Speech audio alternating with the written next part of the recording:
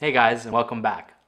After struggling with a game that was so outside of my comfort zone, I think it's only fair that I go and play a game that I'm firmly comfortable with. Today's review is on a legendary platformer, and that platformer is Super Ghouls and Ghosts. Launch title.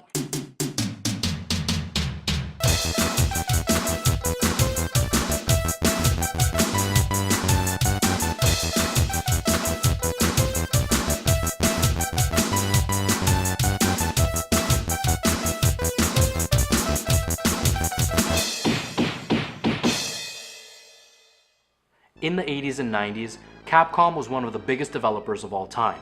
They had platforming down to a science, and when they released this game, it went down in history as one of the biggest video game trolls of all time, yet it was able to maintain its legendary status as a great platformer. There have been many iterations of this game, such as Ghosts and Goblins, Ghouls and Ghosts, Super Ghouls and Ghosts, Ultimate Ghosts and Goblins, etc, etc, etc. But today we're concentrating on Super Ghouls and Ghosts, a game with the same idea and gameplay as Ghosts and Goblins. If you're anything like me, then you'll be easily confused as to which is which.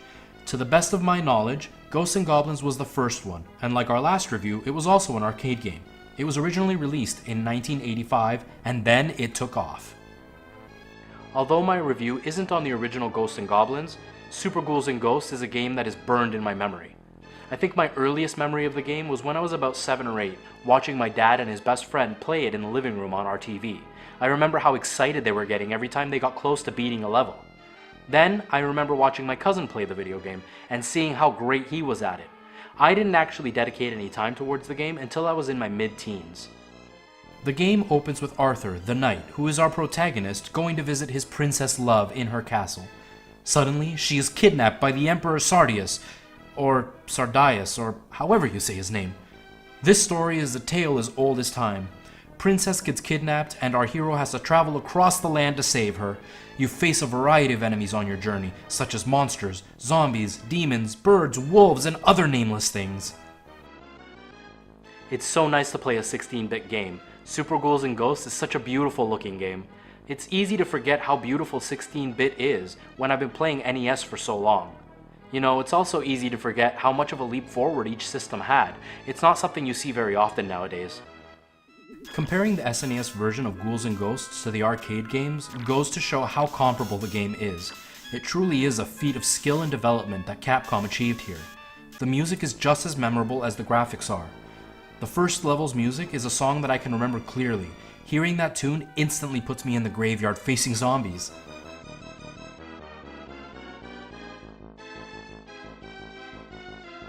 What about that tune that plays when you're scrolling through the levels?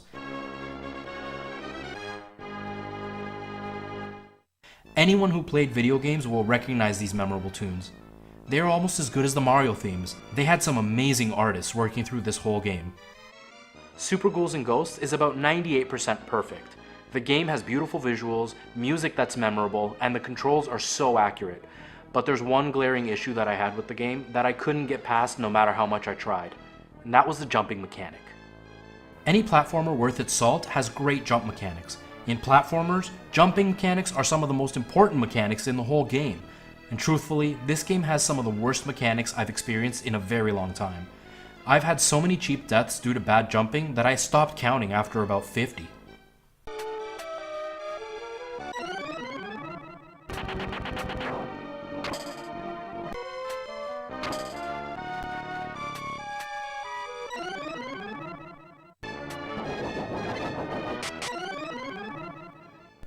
In real life, there are no zombies, and you can't double jump, so why can't you control your movement in the air? Even after 2 hours of straight gameplay, I still found myself dying due to a bad jump.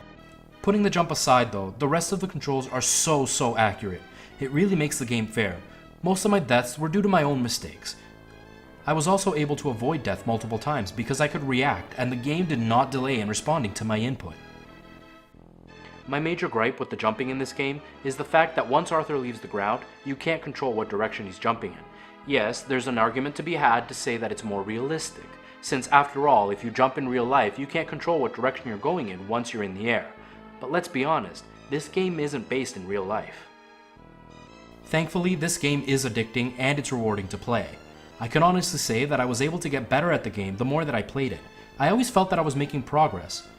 Games like the Souls series have garnered a reputation of being sadistic, but they seriously fall short when you compare it to this game. Before I go any further, let me just say there's a spoiler ahead, so if you've never played this game, stop watching right now. Seriously.